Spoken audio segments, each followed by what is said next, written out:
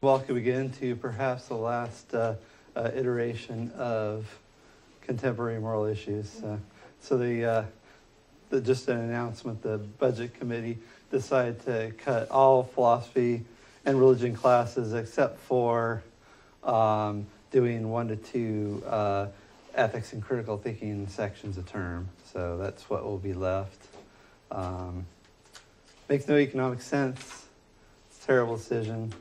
I have no idea what they're thinking. They say things that don't make sense. Any person with a modicum of critical thinking would see it's a bad idea, but the board went ahead and rubber stamped the administration's budget. Even though it was an alternative budget proposal put together by students, classified, faculty, basically all the other groups on campus except for management. So we have a new incoming president in July, and so I'm hoping things will be different. All of you who've taken classes from other great philosophy and religion faculty, Carolyn Lindquist, Jonathan Seidel, and Dale Luganbiel, they're all going to be gone next year.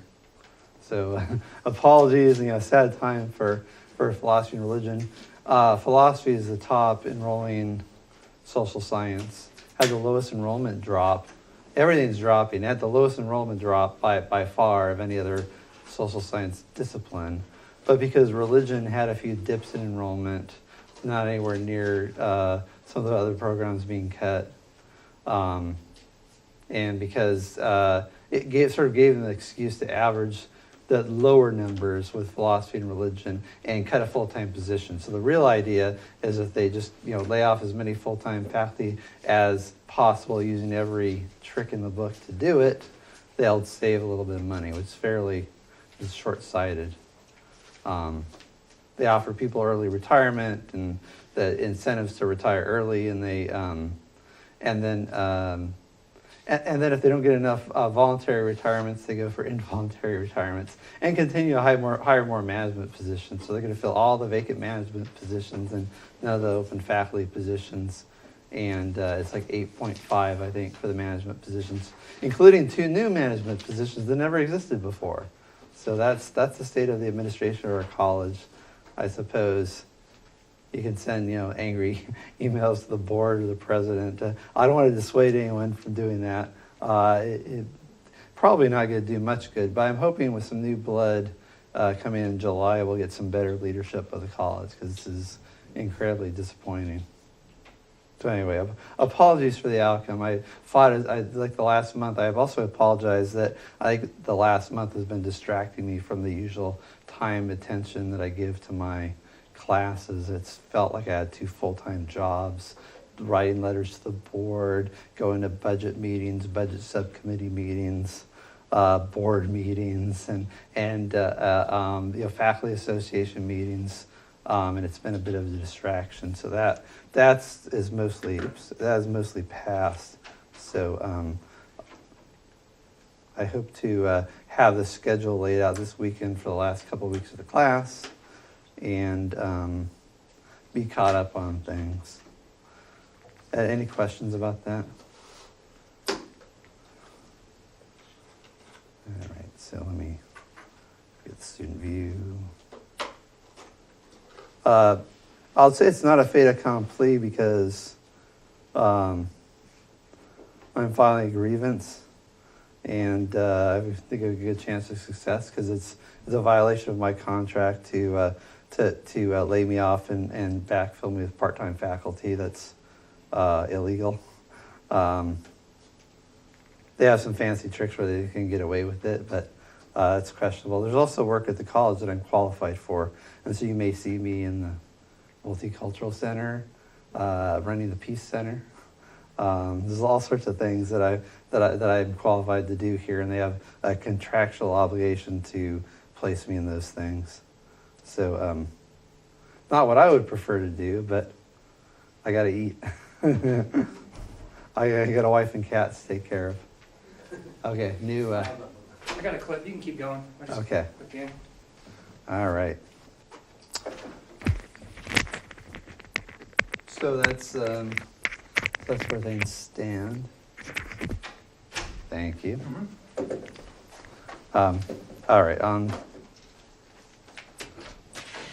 So this course obviously will finish out. In the summer, I might actually, usually I'm barred from teaching summers because they want to hire a cheaper part-timer. So this summer I'll be doing an ethics class.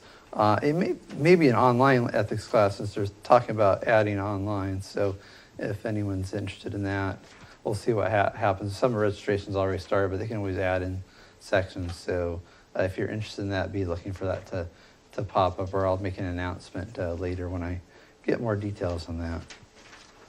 So the battle's lost, but the war is long fought, and we'll see what happens in round 2, round 3, round 4.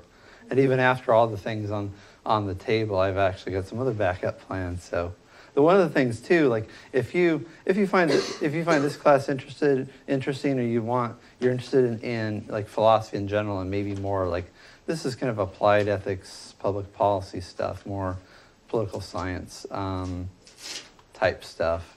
But we there's also like sort of traditional metaphysics, epistemology, the more kind of theoretical or philosophical ethics, and other things that are talked about at the philosophy club. And so I have some students interested in growing that next year, and maybe that could be a lot that might turn out to be a lobby in favor of bringing the position back and convincing the new administration to do so. At the board last night, that one of the board members said, well, our one employee, and I guess technically on paper, their one employee is the president, and that employee is retiring, perhaps because of the downward spiral of the college under her tutelage. So maybe it's to spend more time with her family, or because she's at retirement age. But anyway, it is what it is. So so if you're interested in the philosophy club, it'll be on like OrgSync. So if you're not on OrgSync, you can find it through like if you Google on the student website, and they might even have a hot link to it. It's where all the student clubs go, and the philosophy clubs there. If you just click the join button, it'll show up, and you'll get announcements for when the club is going over the summer, or and next fall if you're going to be back. All right, let's talk about abortion. I think we talked. Oh, and actually, we have some more to talk about the vegetarianism stuff. Where am I going? We'll finish this up and get to abortion. Oh, the test. We have a test. I'm going to open up on Friday. I was out like commiserating at the pub at Laurelwood with our one vote. I'll say Matt. Our one vote, Matt Keating, the only person that voted to preserve not just philosophy, religion. Talking's distracting. Thank you. Oh, sorry. Our one friend on the board, Matt Keating, who just won his re-election, is on the board, was out there with us at the pub doing a post-mortem on everything that happened, along with some of the faculty association. So where was I going with that? Now I get distracted. So the little conversations that was distracting, get me off point. Oh yeah, so where was I? I think I was just giving an excuse for why the exam's not opening. Is because I was hanging out commiserating with all of our friends in the fight and allies, and talking about strategies for bringing back philosophy.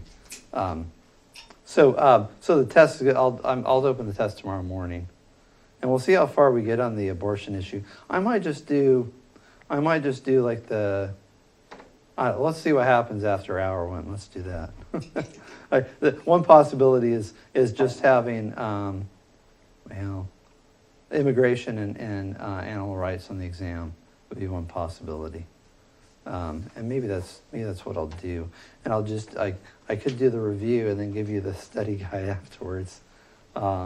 and do kind of a more informal review, and then give you a list of questions to go over yourself that sort of help you go back over what we talked about. You have to sort of triage things when you're thinking about like, well, there's philosophy and religion in perpetuity, or there's like getting the study guide on time, so apologies for that. Let's talk about, last time we talked about this, how low do you go? And I think one of the things you can say, like as if you're a vegetarian, you can say, well, what is it that's bad about eating animals? Is it just the killing? And you think, well, it's part of the cycle of life.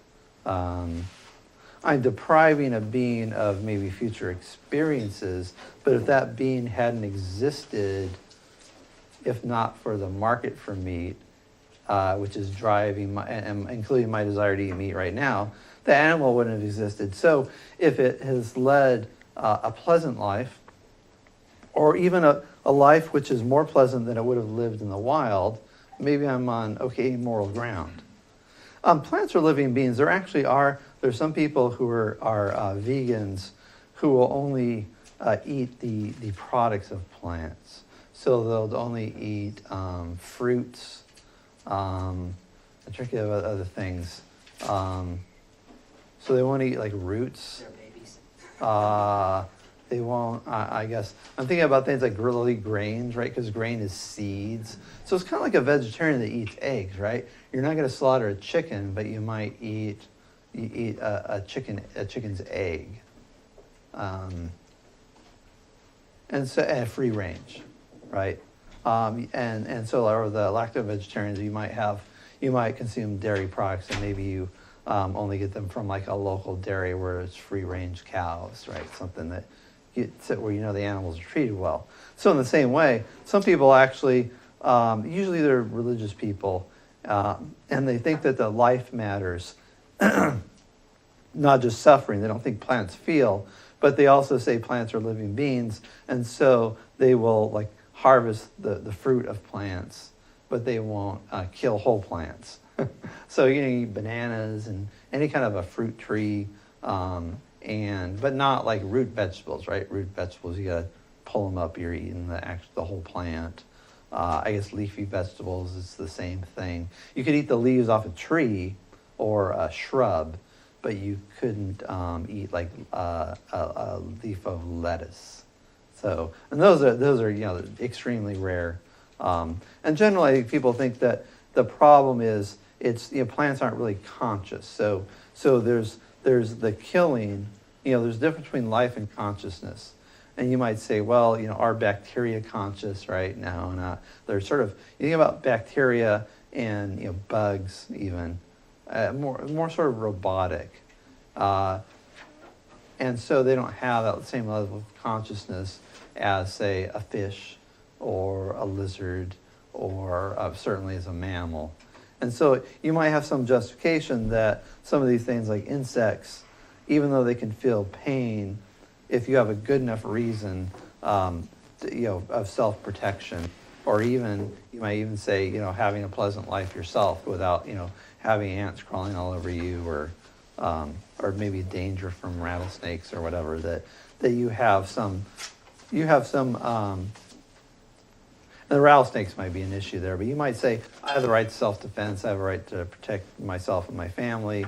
And some of these things, particularly the lower, less evolved insects, that maybe there's not a big moral problem getting rid of the hornet's nest or whatever, because they are kind of like biological robots. They have a kind of a hive mind that's not the same as a pig or a dog or a cat or a horse, which is a higher level conscious being with a full emotional life and not just the capacity to experience pain. And there's a question, I suppose, about insect pain. I haven't delved into it, but it's less clear than I think with animals that are closer to us. This is this question if we didn't. So the free-range meat. So this is kind of a middle position you might stake out.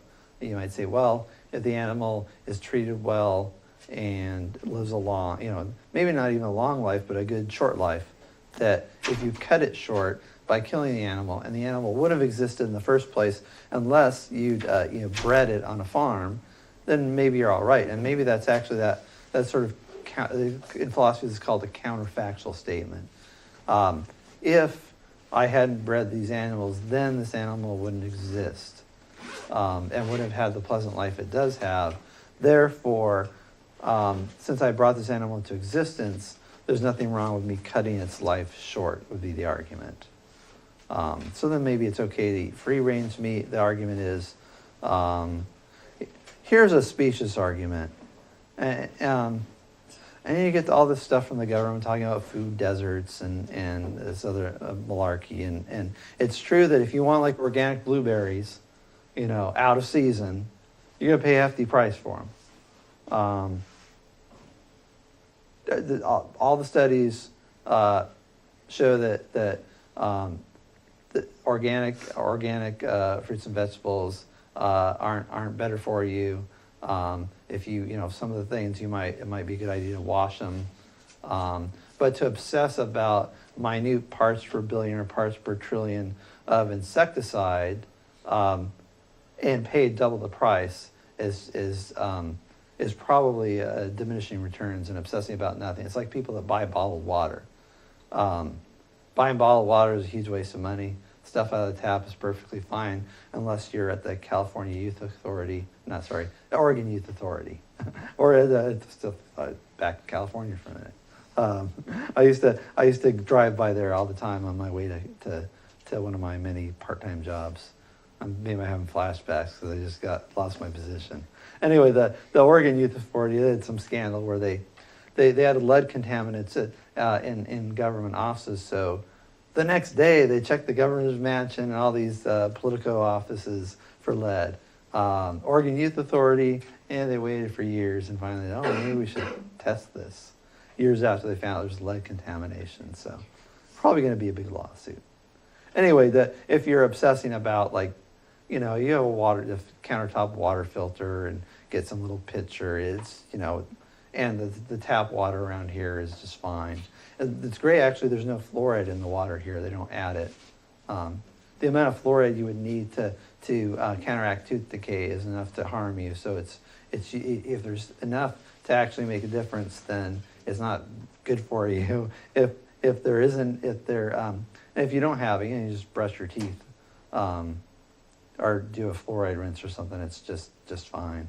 Anyway, that's the aside there. But the water here is really good. So if you're obsessing about, if you're buying, Evian spring water, which backwards spells the word naive. If you're eating organic produce out of season, it might be expensive, right? But to eat things like whole grains, potatoes, even eggs, if you're ovo-vegetarian, leaves of lettuce. Particularly, you go to the farmer's market, things are fairly inexpensive. And there are lots of vegetarian foods that are very cheap, particularly rice and beans, which together make a whole protein. You can get amaranth, soy is not too bad. So you sort of look at all that stuff, and you can actually, meat can be cheap at the dollar menu, I suppose, of buying a burger or two. But if you look at I had this rice cooker I use all the time. And I get a giant 25-pound bag of rice, and it was less than $20. and then you just scoop some out, put in your rice cooker, and it lasts you for 6 months. And you mix in with, and it's basically labor intensive, right? So you can buy beans in a can, or you can actually cook them on the stove, and gas is cheap if you have a gas stove. So I think that doesn't seem to be, there's ways to eat cheaply as a vegetarian, just like there is as an omnivore. It's a little bit inconvenient as far as price goes. And then this other idea of hunting and fishing. Well, I suppose if you support the welfare state, you can get food boxes from Catholic Charities, right? There's lots of ways to get food other than hunting and fishing. Free-range meat might be really expensive, and that might be a reason to go vegetarian. Hunting and fishing may be necessary in the third world for people to survive, but it's certainly not in modern industrial society. And maybe someday they'll be growing meat in the lab, and probably people will obsess about it not being natural, but won't think about the animals in factory farms that still might be around, that live short, unpleasant lives. You just get some bacteria, and you get some meat protein, and sort of grow it in the lab. They're working on this stuff right now. It'll be really cheap. It'll probably taste more delicious than anything. It'll be like the difference between like eating like, I'm trying to think about the favorite flavor of ice cream is these days. You ever taste something and you think to yourself, thanks science, this is the most delicious thing I ever had. It's like some new flavor of ice cream. Like they had this new kind of like Hostess cupcake ice cream. It was so good. It was like chocolate. It was like a chocolate Hostess cupcake, but it was ice cream. I'm like, oh, the miracles of modern science. This is delicious. And then you like maybe like a slightly underripe strawberry, and you're like, eh. Yeah. You eat a carrot stick, you're like, it's all right. I know it's good for me, but what do people want to eat? Is the stuff that's produced by modern food scientists, and you'll probably get stuff that's super delicious and good for you on top of it. Anyway, I had a long laundry list of objections. I think these things come up, and you think about this hunting and fishing, and one of the things that like philosophers do, this argument by analogy. So you think, okay, well, hunting and fishing are fun, but so is a good bullfight. So is going to like a dogfighting contest, in somebody's basement, right? A lot of people love doing that stuff. Betting on dogfighting, the contest, right? Michael Vick loved doing that. It was like his favorite hobby, right? So, but if people do get lots of enjoyment about these things, but I think you come back to this trivial versus vital interest argument, and you could say, well, if you think this is great, what do you think about like dogfighting, or what do you think about bum fights, right? This thing where people like pay homeless people to beat each other up, and because homeless people are down and out and vulnerable, they're willing to take a few bucks to get their next fix because they're addicted. And so they, put them together and say basically beat the hell out of that other bum, and homeless people fighting and trying to hurt each other, and people watch for fun. And you think, well, that's cruel and sadistic, but somehow like pulling a living creature out of the water with a hook jammed up in its neck, and then suffocated death as it flops around in your boat. That's like good, clean fun. That's bring the family, bring the kids. And if it's flopping too long, you pick up that mallet and whack it on the head and put it out of its misery. And I think they're acculturated to this in the same way people in Spain are acculturated to bullfighting. And there are protests against bullfighting in Spain, so don't think that everybody in the culture thinks it's cool. But a lot of people will say, this is a tradition of my country. You're being ethnocentric. This is something we've done for hundreds of years. It's a noble sport. It's exciting. It's fun. You don't understand what it's like. When I was a little niño, so I went to the bullfight and with my father, and it was like it's this precious experience to me. And when I go back with my family, we go out to the bullfight, and they talk about how great it is and how much how it's sort of this tradition, but they don't see like the pain to the animal. They see all this sort of cultural trappings. And I think hunting and fishing are the same way in cultures that practice it, and particularly in rural areas around Oregon. You have the city center, but there's lots of people and lots of students in this room that grow up on a farm or in a semi-rural or really rural area. And down in Cottage Grove, it's the same thing. And I used to teach classes down there, and I get a lot of students that would, they'd say, we go out on a couple of hunts, and we've got food for the next 6 months sitting in our spare freezers, and that's what we eat, and nobody's working right now, and we're barely getting by, and that helps close the gap.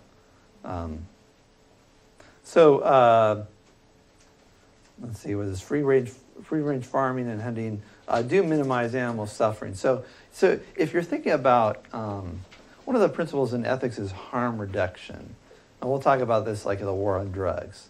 See, if you think in terms of absolutes, you think either I'm going to be a pure vegan or I'm just going to eat what I'm eating now. And as a sort of either or decision, it doesn't produce the best outcomes. So it's like the war on drugs, right? So if you're shooting heroin, heroin's illegal, addiction is bad, you're going to prison. Or you're going to maybe some kind of treatment program, court mandated, and if you're still addicted and you're caught in possession of drugs, then you're going to prison. If you're selling drugs, you're going to go to prison for 10 times longer, even if you're just selling to your friends to feed your addiction. So that's kind of like the zero tolerance thing. Whereas other countries get better outcomes by saying, look, people are going to shoot heroin anyway. If you make it illegal, you drive up the price, and people break into cars and commit petty thefts and assaults and robberies to feed their addiction. So what you do is you say, come down to the government office, we'll give you some clean needles so you don't get the AIDS or hepatitis or any of these communicable diseases that cost the public health system lots and lots of money. And you just shoot your heroin there. And we know it's bad. And while you're there, maybe we'll give you a little pamphlet, say, hey, free rehab if you want to get this monkey off your back. And I think the same thing is true in you think about your diet. You think about, you shouldn't think in terms of like, I have to have this sort of ideal of purity and principle, or this sort of other extreme. You could think, well, I could eat less meat. I could eat free-range meat. I could only do hunting and free-range meat. I could eat less meat. So there's lots of gradation. I could go lacto-ovo and have free-range eggs and dairy. So the idea that some people that will pitch this, even Peter Singer makes the same pitch with talking about giving to people in need, and says, well, you have to keep in mind like what's psychologically realistic, and even as like a big, he's like a top university professor at Princeton, so he's pulling in a pretty good living, but he's like 20% or something like that and call it good. He's like, should I give more? Yes, but if you think, well, if you just go around feeling guilty all the time and you think, well, I got to give like 100% of my income, and I got to live in a yurt, and I can't go on vacation, and like if you do that, you're just gonna stop altogether. You're not gonna give anything. You'd be like some of these politicians that preach altruism, and then you look at their charitable giving is next to nothing, and they try to guilt everybody else into feeling bad because they don't want to pay a bunch of taxes, and talk about how cold-hearted and selfish they are. And you look at their own contributions, and it's just nada. So anyway, I had a friend of mine defending politicians as a class to suggest that I was prejudiced against politicians, and talking about all her favorite politicians who had good hearts. Like, that's an interesting perspective. There are Matt Keating. I don't know if he's a politician because he's on the board. It's an elective office, so I suppose he is. I think Matt Keating has a good heart. So anyway, that's the sort of idea. You can minimize animal suffering without necessarily going what people might consider to be an extreme. Now, if you want to go to the extreme, and a lot of people there's a lot of satisfaction in having the high moral ground, and a lot of people have a kind of a all or nothing personality and mindset, and there are certain benefits, like the people that are whole hog vegan, I think are going to be healthier than people that sort of have some middle ground. But from a moral point of view, it's better to do better than to be perfect. There's an old phrase, and this will serve you in life, don't let the perfect be the enemy of the good. So if you do something better, don't feel guilty because you're not doing what's best. Feel good about that you're doing something better. And, so here's this nature argument, coming back to the food chain, right? Here's a poor little zebra, And often actually sometimes they'll try to break the neck, sometimes they go for the soft underbelly. So like imagine being, eviscerated alive by some wild animal, kicking for your life. There's more of the aftermath. Sorry for the gory picture, I should give it a trigger warning. We'll have, so there's, I think, I should have these earlier on. Nature is brutal. There's a poem, the poem "Nature Red in Tooth and Claw," so it's pretty brutal. But I think the argument I pitch for ethical vegetarianism is that human beings are capable of being better than nature, and there are lots of natural things that we do that we have ceased doing as human beings because they're considered to be uncivilized. What is civilization? Civilization is that which is contrary to nature, right? There's civilization in society, and then there's what you naturally do.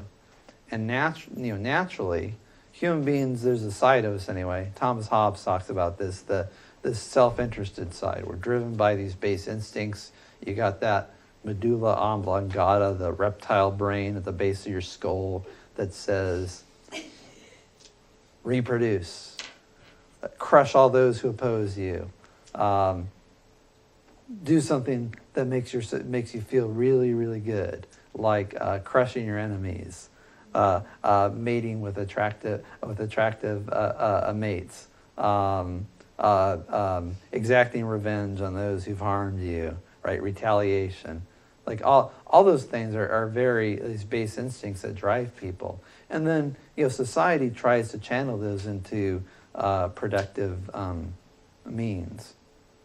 There's a cooperative side and the nurturing side of humanity too. That's like the other side. And maybe that's what makes society possible. But that dark side of human nature is always there. And the question is, to what extent do you give into that? And maybe sports and video games where you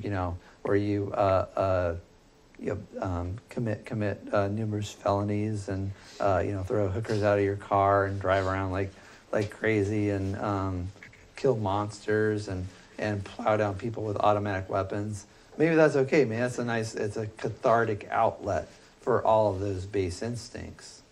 And maybe meeting is one of those things. It's part of this atavistic part of human nature that maybe you can find something like so I have these friends and they're hardcore vegans, and they say, oh, the smell of meat disgusts me, and it irritates me that like when the cafeteria cooks that the smoke comes up and I have to smell it and it turns my stomach.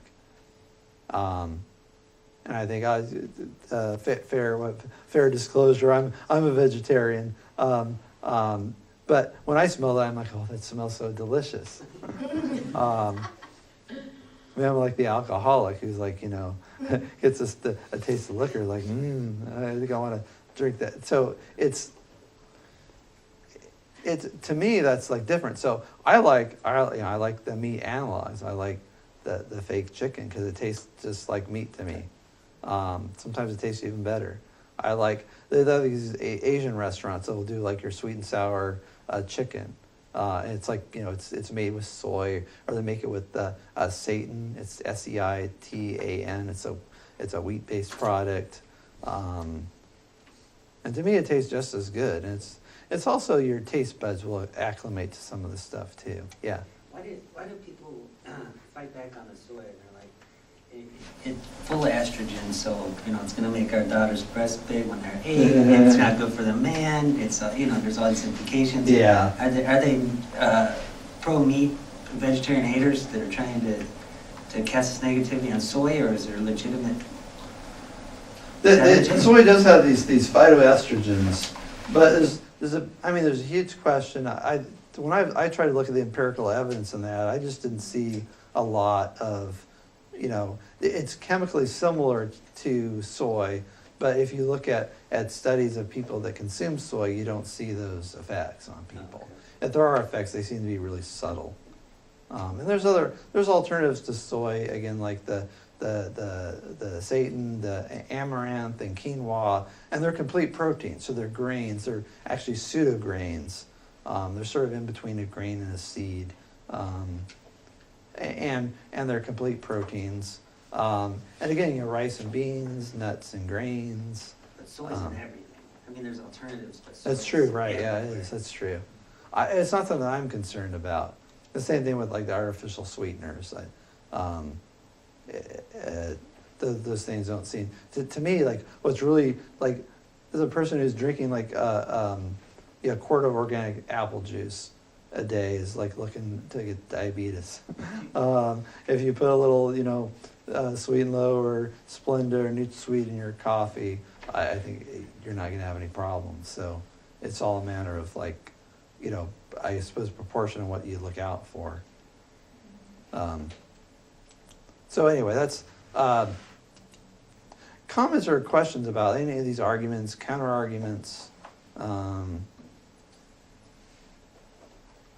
I'll say meat eating is not going to kill you, but eating the standard of my American diet will, and like heavy, like using meat as a main dish, and particularly red meat, fattening meat, barbecued meat, cured meat like bacon and sausage and pepperoni, like the most delicious forms of meat, right? Especially the bacon.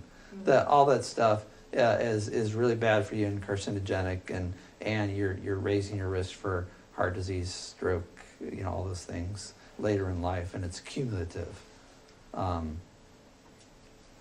so that's the health aspect, and then there's just the ethical thing about the circle of compassion. Let me say one more thing. So like last time I was talking about this idea of progress of humanity, and one way of looking at this is, I'll draw my whiteboard here, expanding the circle of compassion. That's one way of phrasing that. I'm not sure where that comes from. I sort of picked that up, but I think that sort of encapsulates what I was talking about last time.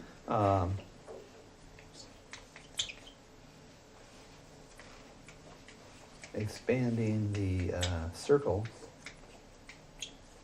of compassion. So the idea is there's like, here's the smallest circle is just me, right? And then there's like maybe, me and mine, like my family. And then as humanity progressed, it's me and mine, me and my family, my extended family. And then there's this idea of the tribe. Sorry about the squeak. And then there's the nation. And then there's this, sort of idea of being a global citizen, or, this is the world. But still, you're thinking about like humans. And so the idea is you just sort of expand the circle one more time, and you put animals here. That's not a very good diagram. Sorry about that. I ran out of room. So the idea is you put, so it's just me, a completely self-interested person, and then, I care about my family, and then I care about my community, and maybe the family, maybe put community here too, my community, people around me. And then maybe my tribe, people who are like me, people that share a common ethnicity, culture, or even race, right? People think in those terms. And then there's this idea, no, we should treat people the same regardless of their race, nationality. And then some other things, thinking about like sexual orientation, lifestyle choices. And then you just keep on thinking, well, this is like every human being deserves equal respect. And that's a principle that Lane Community College is committed to in de jure, if not de facto. So I think that different employee groups get different respect, and maybe different individuals. But at least this idea of respecting all human beings equally is a great is a great principle. But then the question is it just human beings? Is there such a thing as speciesism? Should I care about animals? Should I care about the dog that got loose and is out by got hit and sitting by the road? Should I care about the stray cats? Should I care about animals in factory farms? And there is, again, this idea of taking this notion of compassion and human-to-human compassion and just sort of abstracting it. So this Gandhi has this famous book called All Men Are Brothers. And Gandhi's grandson actually came here, and he's continues his grandfather's work and did a stint on the Peace Center. And as you're interested in that, it's on the Peace Center, has all their videos online. But he talks about the big thing in Gandhi is talking about compassion. And he's mostly known for the nonviolence, but I think the compassion thing is a big part in the Hindu religion and was a big part of his teachings. And one of his books is called All Men Are Brothers. And sexist title may be right. You might say you can say all people are family, right? And the idea is that, who's my brother or sister? Well, anyone in this room, regardless of where they came from, who their ancestors are, what their gender is, what their gender identity is. It doesn't matter. They're another human being.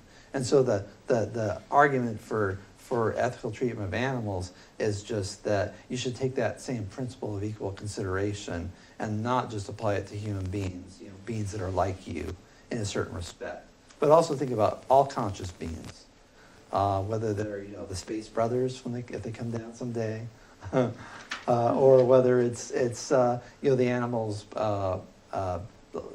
lesser species, lesser capabilities, lesser levels of consciousness, but still living beings with interests and not feeling pain, with emotions, and Peter Singer would say with rights, even though he's a utilitarian, and utilitarians rights are just what's the word? Functional. Like the notion of a right just means that it's that treating a creature in a certain way is bad, I suppose. Whether it's right or wrong depends on whether it's worse than anything else you might do. That's a little aside, but the idea, instead of thinking in terms of rights, you just think in terms of, well, I'm doing something bad by causing needless pain to an animal, and I can do something better. So let's see. We're coming up on our break soon. I think what I'll do is the second hour, let's just do a review so we're all cut up, and we'll just start an abortion on Tuesday so we're not behind. So it might be a little shorter second midterm just on immigration and on this animal rights stuff. And so after the break, come back, and I'll send around an enrollment sheet. So if you got to take off, and make sure you sign the roll sheet before you go. And I'll see you back here in 10 minutes. Caught the guys unawares.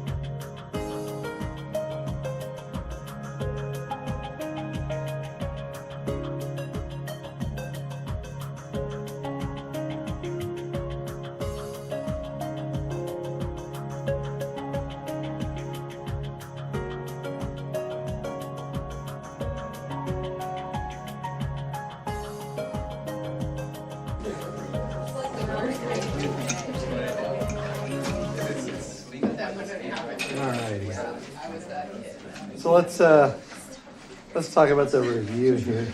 Just gonna go for.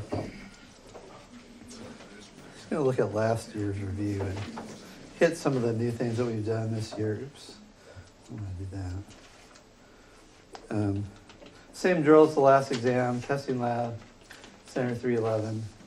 If you want to come by and look over your last exam, you'll have to come by office hours. My apologies that I can't. What I'd really love to do is for you to be able to take a test and see your answers right after you're done, and then not to be able to see them any other time or place except for in my office. But for some reason, Moodle doesn't do that. And IT is uninterested in fixing that. So I think there would be a fairly easy fix. Like there's a fundamental disconnect between the way people at Moodle are thinking about like pedagogy and the best practices for testing and the way like your garden variety instructor does. So let's see. All right, what did I do wrong here? Oops, I'm missing a C. Okay. So what I'll do is maybe update this a bit. I'll post an updated study guide. I'm just going to go over what we have now. Let's see, where is it? Review. You had 3 parts, part from 1. There we go. Immigration. Oh, actually, no, not that one. It's actually good this is small print because all the other stuff about like the last election and the opposite. Maybe I'll say a little bit about their immigration platforms. So Americans voted by and large on the basis of immigration policy. It wasn't the only thing, certainly, but I think it made a huge difference, particularly amongst non-college educated Caucasian voters in the Rust Belt who'd lost their jobs, seen their jobs shipped overseas, seen blue collar wages drop, all due to immigration and trade policy. And I think people, they connected those things in their mind. It doesn't necessarily mean you're xenophobic or that you hate foreigners and you're a racist. What it does mean is that if you lose your job at the plant and you hear, oh, the plant's relocated to Mexico, you're pissed off and you say, I don't want that to happen again. U.S. trade policy cost me my job. I'm a voter. I'm going to vote for the guy that's going to vote for that not to happen to me again. Or if you see your wages in construction or landscaping, all of a sudden you can't find a job or the wages are just plummeted because there are all these people that have come up from the South who don't even have a legal right to be here. They're taking your job as you see it. Then you're going to vote for the guy that's going to stop that, right? So it's not necessarily like I want to make you aware there's a difference between what you might call nationalism or nativism and protecting your own interests in a political sense at the ballot box. There's a difference between that and just like hating people with dark skin or hating people who speak a certain language or hating foreigners or being a xenophobe. A person who's, and I think, President Trump's been criticized for being hateful and xenophobic because he has a more nationalistic outlook and wants to put America first. And the previous administration, the Obama administration, showed undue deference in the minds of voters that voted for Trump, showed undue deference to all their other countries and negotiated these trade deals which help other countries and screw American workers. And Trump's basically using the carrot and the stick and saying, look, for as far as trade goes, I'm going to give you these incentives to stay here. I'm going to reduce regulations. I'm going to make it easier to do business. I'm going to create a more friendly business climate so you don't run away to some other country where it doesn't suck as much. And if you do relocate, there's going to be hell to pay, right? So he's both threatening and bribing companies to stay here. So that's like the sort of the trade issue, but it's the same thing with immigration. In trade, jobs go overseas and they're done by foreign workers in other countries. In immigration, legal and illegal, people from other countries come here and supplant American workers. And this can be the difference between somebody in kind of a traditional blue-collar job, seeing their wages go down, or seeing it's hard for them to get a job in a traditionally like a living wage job, and also for someone who's high tech. They just graduate their STEM degree, and somebody with an H-1B visa has replaced them. They had all these tech workers at Disney. I actually used this in my board presentation. I did a little bit of research, and I remember this story. I'm like, I should bring up that story. So I think I mentioned this in class. This would be a good test question. And I think, did I put that in the readings? No, I can't even remember whether it's in the readings. If it's not up there, I'll stick it up there tonight. But I'll tell you the story right now. So Disney had these 250 tech workers at Disney World, and they're in this data center, and they're monitoring the rides, and they're monitoring ticket sales and stays at the Disney hotel, and doing all this sort of computer work. They're all called in for a meeting, and they think, oh, I guess we're getting bonuses. The boss keeps on telling us what a great job we're doing, and there's no problem. So they're thinking this is going to be like some great announcement that everybody's going to get a raise or something. And the boss says, well, unfortunately, you're all going to lose your jobs. You're all going to be laid off. And they're like, is there a problem with the company? Is the problem with the bottom line? Is Disney hemorrhaging ready? Oh no, Disney's just doing just fine. But unfortunately, you all are too expensive. So what we're going to do is we're going to lay you off, and we're going to hire foreign replacements. We got this outsourcing firm, and I bet they probably didn't tell them all this in the meeting, but and not in this way certainly. We got this outsourcing firm that's going to bring in all these foreign workers, primarily from India, who will work for cheaper. They're going to be on these what we call an H-1B visa, which is ostensibly like the reason this visa program was created was the idea is a company has a job and they can't find American workers to do it. They can go outside the U.S., find some foreign workers, and bring them in on a temporary visa to do that work. So that's the H-1B visa. It's to keep companies from being starved of the labor they need to succeed.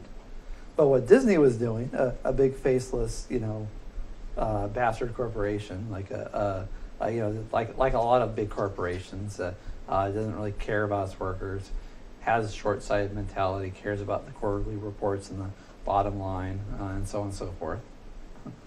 Much like other bureaucratic organizations, including public ones. So they decided, well, we can save a little money by getting rid of these American workers and hiring these cheaper foreign workers. And so they fired all these people, and then they replaced them with the foreign workers for less, right? So American citizens see that, and they're like, that's wrong. It's like, we have an American government that's for American citizens, and for a company to be allowed to replace American jobs with foreign workers when the American workers were doing just fine, there wasn't a need, that's wrong, and the government should prevent that. And most people, they saw that, they were kind of outraged at the idea. And so people that oppose immigration, both legal and illegal, see that as the same thing. It's just not, it's not as overt and localized, right? It's that, oh, well, we have all these immigration laws, but we're going to look the other way and let people walk across the border and work at jobs below minimum wage, flout the minimum wage laws, flout the worker safety laws often, engage in identity fraud to avoid being caught. And we're just going to look the other way because it's because either we expect these people to vote for us in the next election, Democrats, or we expect we are trying to give a reward to our business interests, Republicans. Or we're worried about being called racist, Republican establishment. And then you got a small minority of sort of, moderate Democrats and populist Republicans that said hell no, right? And so they voted Trump came right out of the gate. We're going to build a wall, right? And people are like, yeah, let's build a wall. And that's where that's where that comes from. Think about that Disney case and the outrage that you would feel if you're working there at Disney doing a good job, and then you're told you're laid off because then they're going to hire some guy from another country who's going to work for less. People see that as the same thing that's going on nationally with immigration, either both legal and illegal. When there are 90 million Americans out of the workforce, you limit the number of people you have coming into the country looking for work. Is the argument. So and the Hillary Clinton she used to be an immigration hawk when it was popular during her husband's administration, and even up to when she was Secretary of State, and even I think into 2011, she was like, you can have speeches of her and Bill Clinton both railing against illegal immigration, and then they did the test the political winds as politicians will do, and all of a sudden they're open borders. They're trying to stake out a place, and basically they're like, the more the merrier, and we're for an open borders policy, and I think it was a big factor in the election.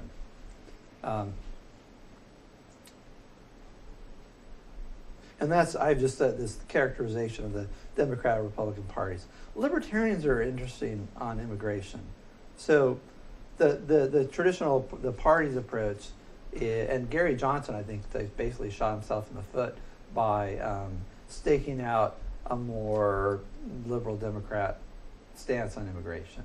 And so he's like, even he was being interviewed. So the Libertarians' third party, they're economically conservative, socially liberal. And on immigration, you sort of have these two things. So like Ron Paul, who was in a border state, was for immigration controls, and for him it was all about the rule of law and equal protection of laws and equal and no selective enforcement of laws. But for Gary Johnson, it's all about like anybody who opposes immigration is a racist. And some interviewer used the term illegal alien, and he got indignant and outraged and basically like started arguing with the guy, and his eyes were bulging out, and he was implying the guy was a racist for saying illegal alien. And I think like people who might have liked Johnson better than Donald Trump got pushed away from him because they saw, he's just like a liberal Democrat, and who says some nice things about like freedom and stuff, but he's just another liberal. So if he had staked out a more moderate position on that and some other things, things might have gone differently. It was a great opportunity for the Libertarians, and they totally blew when they had two candidates that were weak for different reasons. Be that as it may. The two major parties, the big gorillas, the Democratic and Republican Party, run politics in this country. It's pretty much a two-party system. And so the Democrats are looking for new voters, and Republicans are looking for cheap labor. And the two of them collude to screw the American worker, as the voters saw it last time. Or at least I'll say that the two of them support open borders policies. And by the Republican Party, I mean like the leadership. So you have the Republican establishment that were opposed to President Trump. They fought his candidacy tooth and nail. There were a lot of never-Trumpers that tried to keep him from being elected because Trump is a more populist candidate. So the establishment are sort of go along to get along, business as usual, and they're kind of pro-business, Chamber of Commerce, Rockefeller Republicans. And Trump tapped into like the talk radio listeners, the sort of I think the libertarian wing, the pragmatists, and the people that don't like the Chamber of Commerce and business interests setting policy in the country, that want something that's less cronyistic. So like Paul Ryan and this this gaggle of Republicans over and over again would try to have what they call a comprehensive immigration reform, which is basically like not doing anything about border enforcement and giving amnesty to all the people who've already managed to get here, which in the last amnesty under President Reagan, which was supposed to be traded for border enforcement that never happened. It just encouraged more immigration because people think, well, if I stay here long enough, I'll get grandfathered in. So it's worth the risk. Anyway, so that's like the political dynamics of the two-party system. And the Republican Party elites, that's, the leadership of committees and the Speaker of the House, Paul Ryan, and his allies are different than Republican voters, rank and file Republican voters, and some Democrat voters too, like your strong union voters.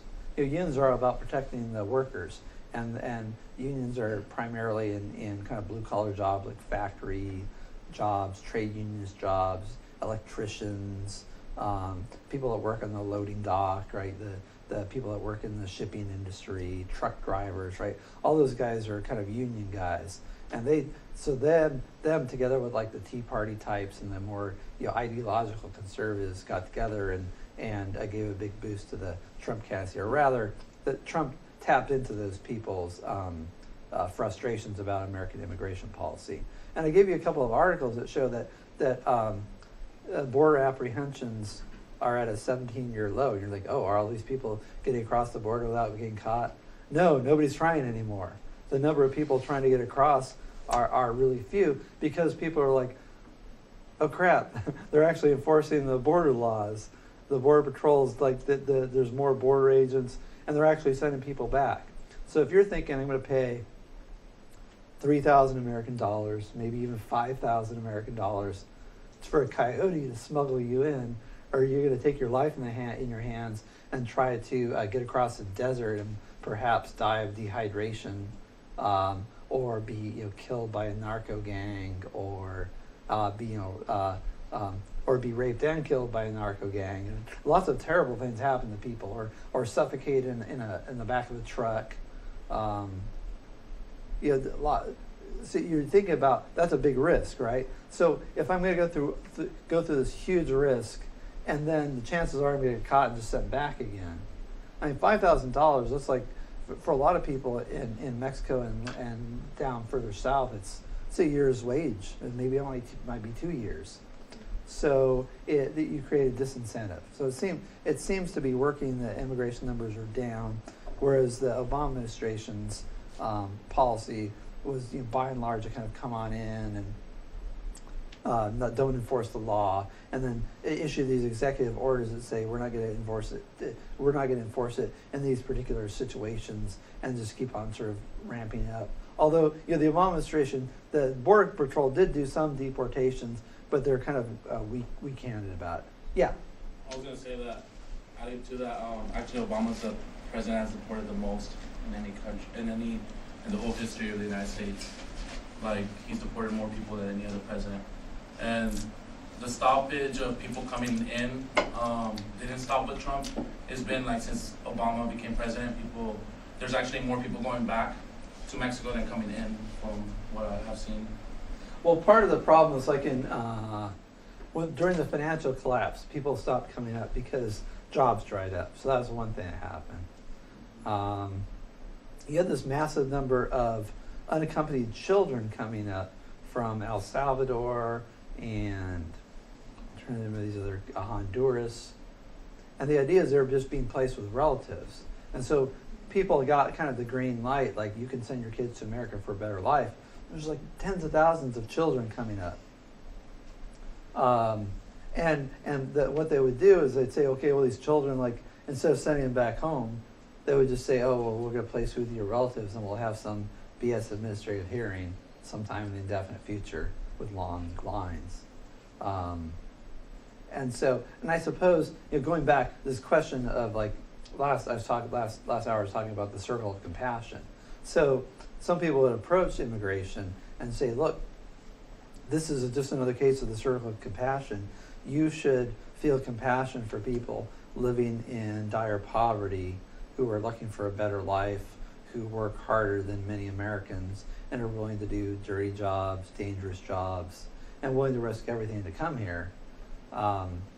And so they see immigration as a matter of compassion, particularly for children who were sent up here by their parents, children who were brought up here by their parents where they didn't have a choice as to whether they came up, if you're brought up, sometime after you're born, and your parents are illegal aliens, you're an illegal alien by, just by accident of fate, right? So that the question, there's a big question about what to do with those people. And the DACA is Deferred Action on Citizen Arrivals plan that President Obama had was to try to make some allowance for people who didn't choose to break the law to come here, but whose parents made that choice. And the idea is you shouldn't be held responsible for your parents' choice, and we should have some compassion for people in that situation. So I mean, that's the other side of it. I gave you an article on, let's see, make sure I answer these questions. This fits in with chain migration. So once you're here and you're here legally, you have the opportunity to apply to have your family come here too, and they get some preference over other people, and so it's sort of a cascading effect. When somebody's has migrated from here, they can have their extended family come, and then they're sort of prioritized, and it's a lot easier for them to come, and it kind of pushes up the immigration numbers. Also, and I don't have this on here on this sheet, but you should know what birthright citizenship is. So not all countries have birthright citizenship, but the idea is anyone born on the soil of the United States is by default they're a U.S. citizen. So, for example, 25% of the live births in Los Angeles County hospitals are to illegal immigrants. And people who specifically come across the border, not just Los Angeles, but Texas is another place where they'll do it. They'll come across, people will come across when they're 8 or 9 months pregnant. And the idea is they get here, they deliver their baby in an American hospital. The baby's an American citizen, and by those legal rights, they get to stay here because their child is an American citizen.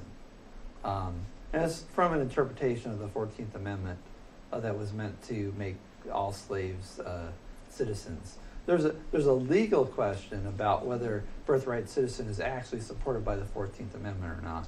And this is something that's wound around, it's hard there's arguments on either side, but it talks about being under the jurisdiction of the United States. The question is, if a person comes here illegally and gives birth, whether the child should be considered a citizen or not.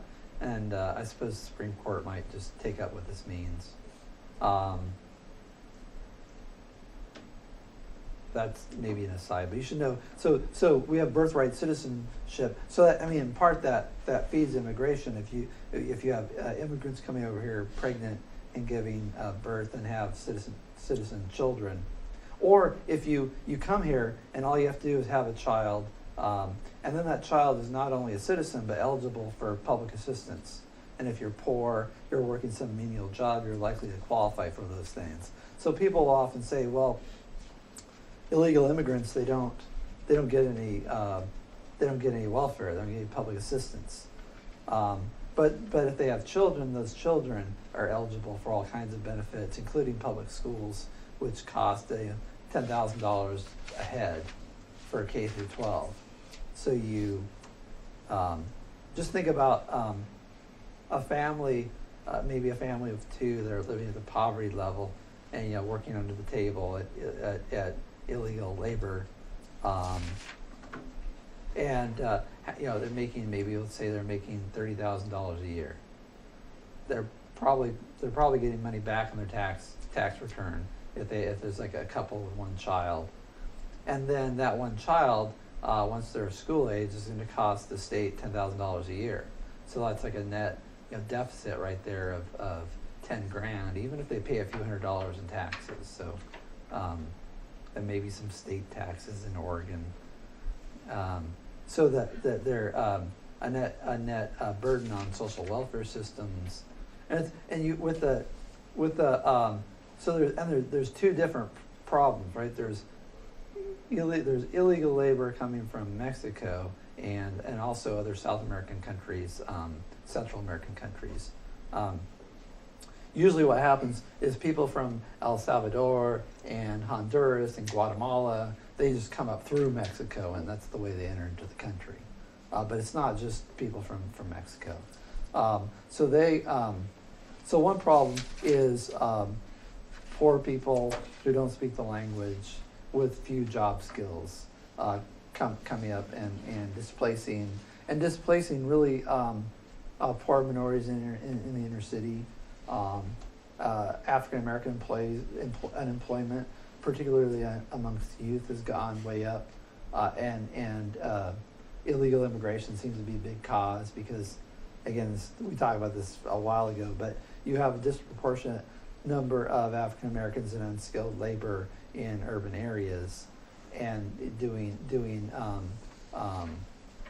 factory work, industrial work, and then construction work, and even service industry work.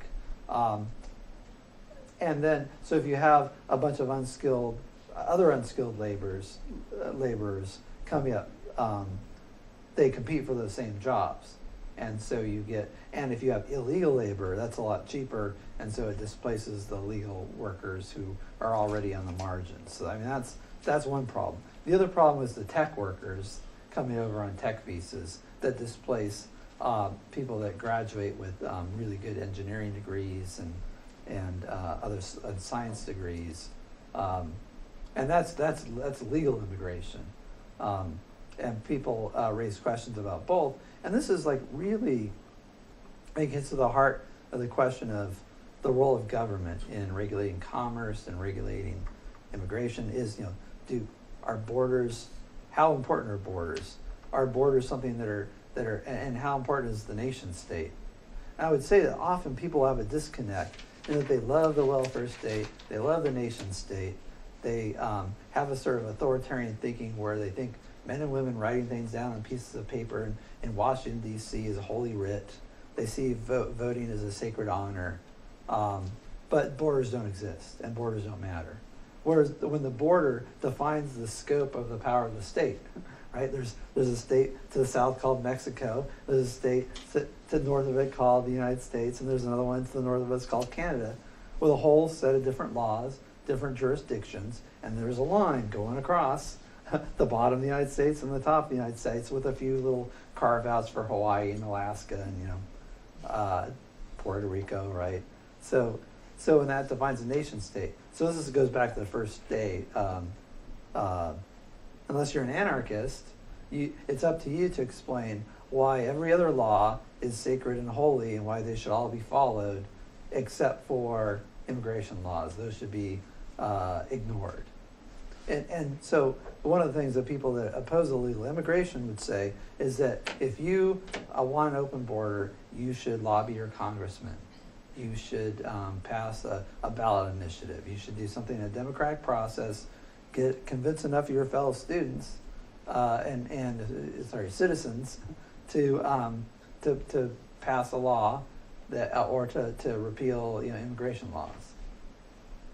And maybe you could do that. It'd be interesting to see what the result of that would be. So I give you an article on like a libertarian take on open borders, and basically the idea is that you open the border, and the real problem is not the border; it's the welfare state. The problem is people from a poor country come here underprepared. They're willing to work, but the government hands them big wads of cash out of your pocket and my pocket. So the idea, and also another thing to think about is going back to the affirmative action discussion, right?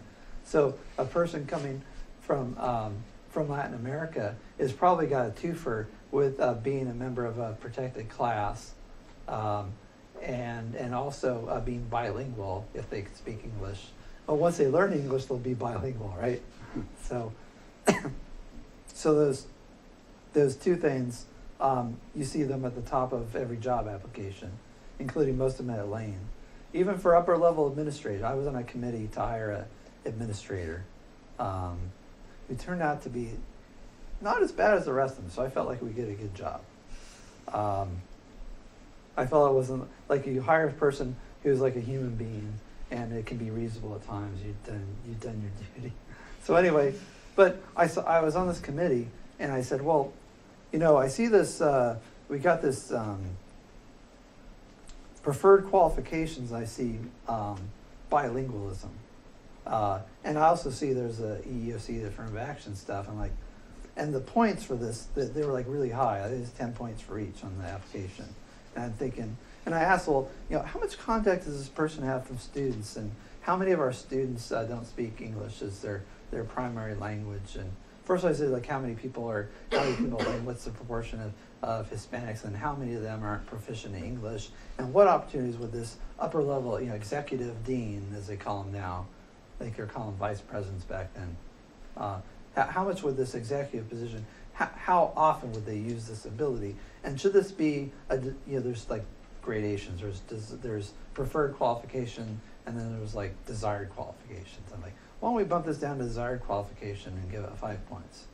And can anybody guess what the outcome of that suggestion was? Mm-hmm. Everybody in the committee jumping down my throat, telling me that I don't. One person said absurdly, they could speak Japanese and that would count. I'm like, is that a useful skill? Is that there's like all other things like being like being bilingual had a higher ranking than like being able to like manage a budget, right? So which pretty handy here right now, right? So that that's the kind of, so if you think about the effect of racial and ethnic preferences on the job market, and think about the fairness to native-born citizens. So you have a person who might even be a legal immigrant, right, come through the legal process, but by virtue of their national ancestry or perceived ethnicity or surname or what have you, they get extra points on that job application, and they're only here because the government allowed them to be here and compete with you for a job, and they have favoritism. Is that really fair to the American worker? So what this libertarian article suggests, what I'd suggest to you too might be like a fair trade, if you just scale down the welfare state, and not just for immigrants but for everybody. You get rid of preferential treatment on the basis of race or language ability, and make English the official language of government. It might even things out and make things more fair and benefit people that want to come here. And then people who come here would actually have to work to support themselves, and if they couldn't, they'd have to go back. So yeah, just a thought. But that would be a more libertarian proposal. And the main argument there is the problem isn't open borders. The problem is the welfare state. And the problem is that these countries have these, again, to the author's mind, backwards economic systems based on socialism. The problem is their welfare state's even more bloated than ours, and it's also cronyistic, and there aren't free market forces. The reason things are awesome in America, or as awesome as they are, is the extent to which we allow free market economics to produce the bounty that they produce would be the argument. So therefore, if you scale back the welfare state and then maybe get rid of preferential treatment to people and reduce wage and price laws and regulations on the economy, then it'd be win-win. But is that likely to happen? Not anytime soon. Let's see. So we talked about the migrant crisis in Europe, and again, classes of culture with immigrations from the Middle East, different ideas about church and state, about gender roles, about gender equality, about sexual orientation, that seem to conflict with liberal values. And you look at I gave you this article to read on blasphemy laws, and this is a UK talk show host on the BBC, and the question is, what should be the proper punishment for blasphemy? If you remember that one. What do you think? If somebody blasphemes, if I say something blasphemy, I say I don't want to offend anyone, but I'll just whether they say something that offends your religious sensibilities about your particular religion or about religion in general. Yeah, this Yeah. is freedom of speech, right? Yeah. Well, in these other countries, so maybe back to the Bush administration for a minute. So, like the Bush administration, propped up Hamid Karzai over there in Afghanistan as the ruler of the country, and Bush's idea is going to set up, these representative democracies with liberal values in Afghanistan and Iraq to prevent future active terrorism. It's a noble idea, right? Didn't work out so well.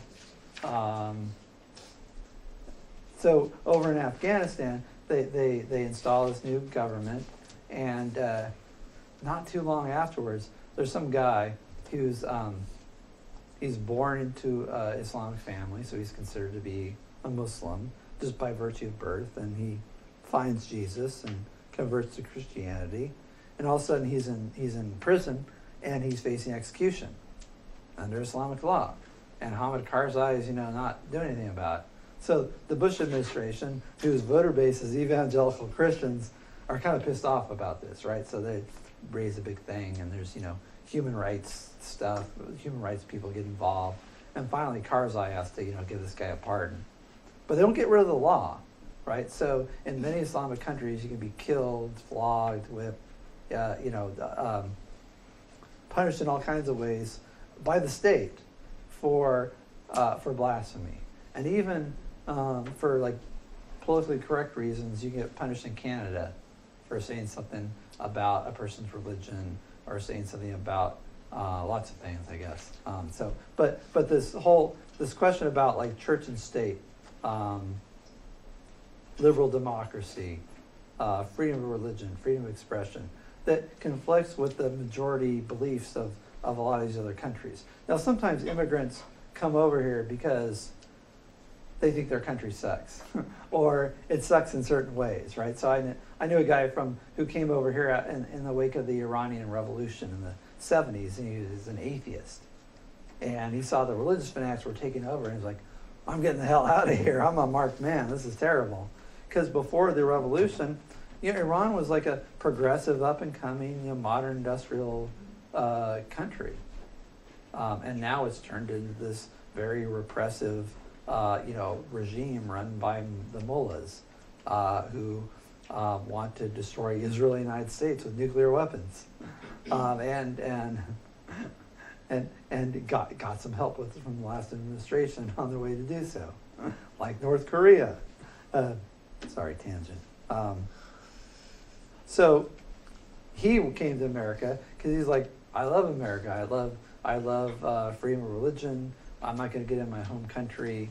And also America's economy is a lot better than Iran's too. And he started like a chain of computer stores and making money hand over fist.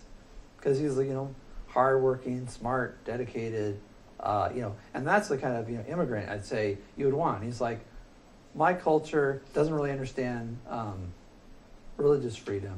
America does. America has the beautiful free enterprise system.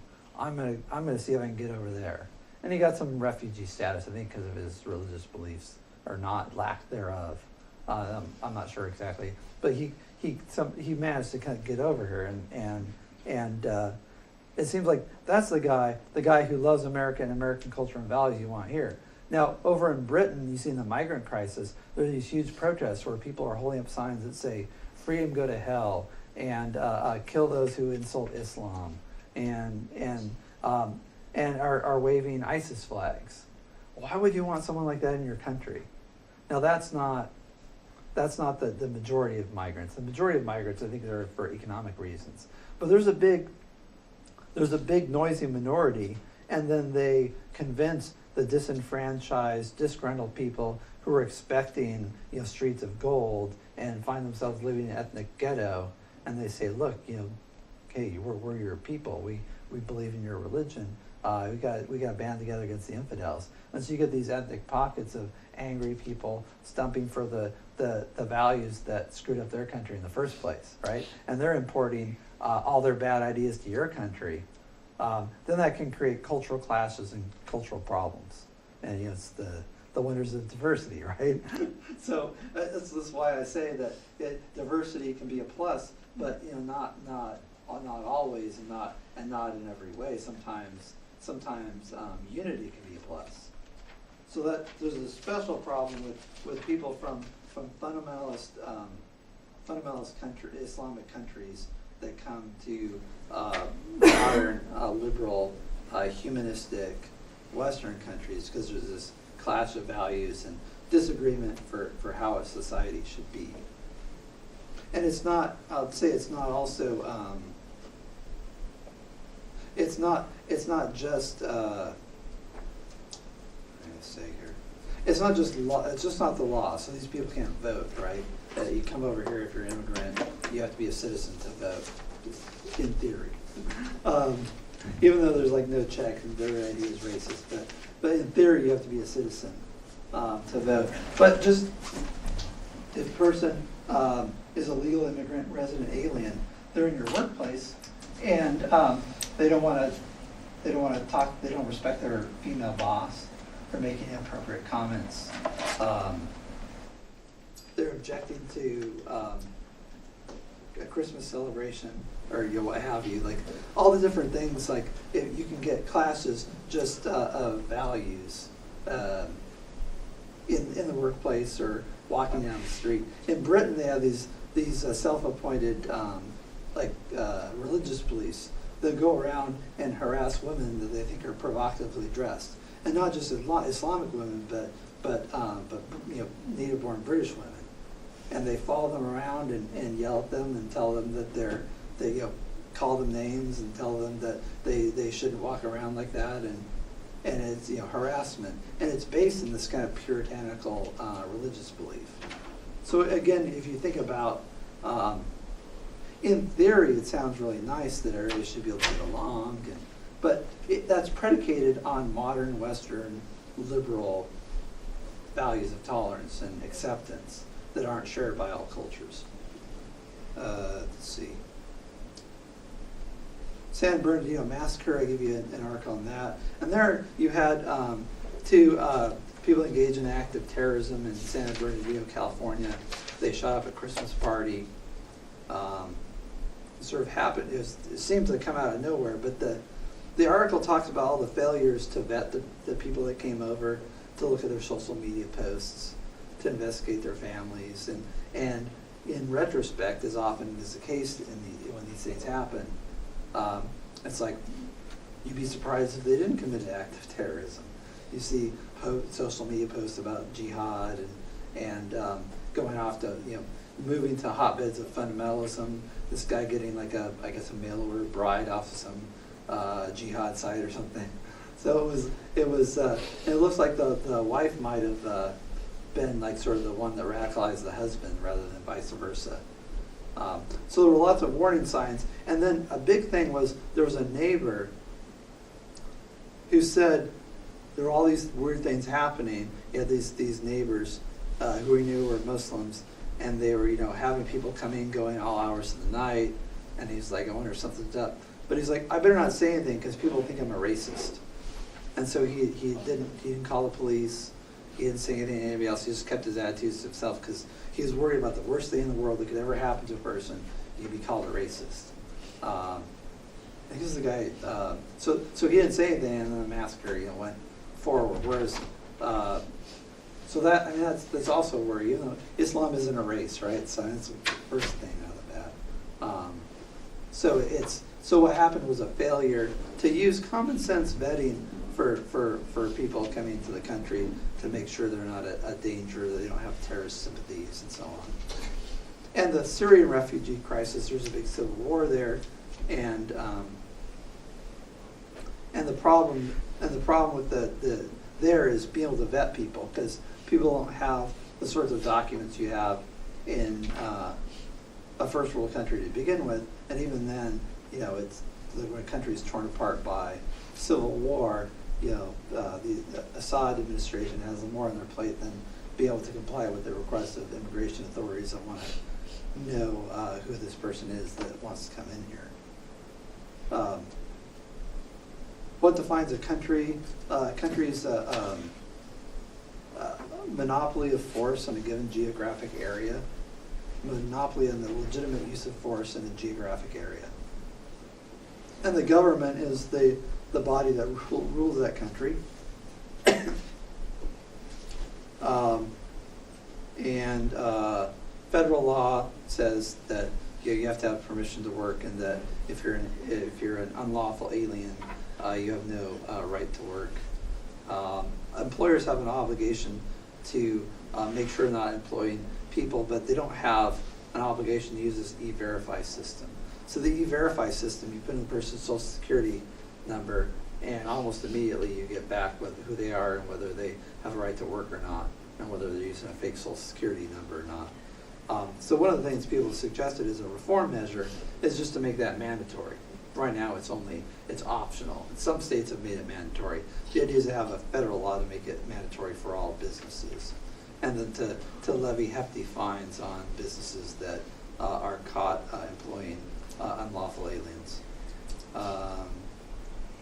The fairness issue, so if you come here unlawfully, and there's other people that are following the process, it's like, cutting in line in front of somebody.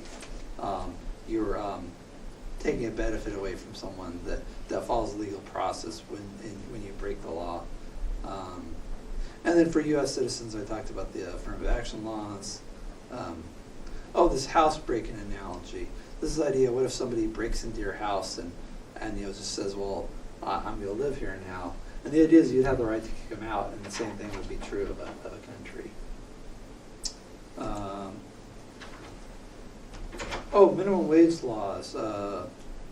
Minimum wage actually draws in immigrants, because the higher it is, the more likely people are going to want to hire people into the table. So it drives up illegal immigration.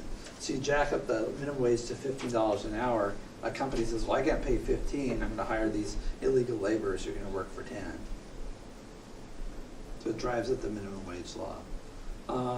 This driver's license stuff, I think these are things that happened in the past that I won't necessarily focus on in the exam. What was that book? I must have missed it. You said it changed Donald Trump's mind. It's that Ann Coulter book called Adios, America. So, is that up here someplace? Yeah, first paragraph. Yeah, Adios, America. Or no, second paragraph. Yeah, so it's this book by Ann Coulter about illegal immigration. And this is the thing that, got Trump interested in this immigration issue. He's like looking for a platform, and this is the thing that came up. This is something that people have been disgruntled about for a long time, and sort of sparked his candidacy and changed his mind on it. So people writing books, and people that write bombastic commentary columns, that it has an effect on people, public opinion, and also sometimes public leaders. I talked about okay. I think I have most of these, and that's all we have time for.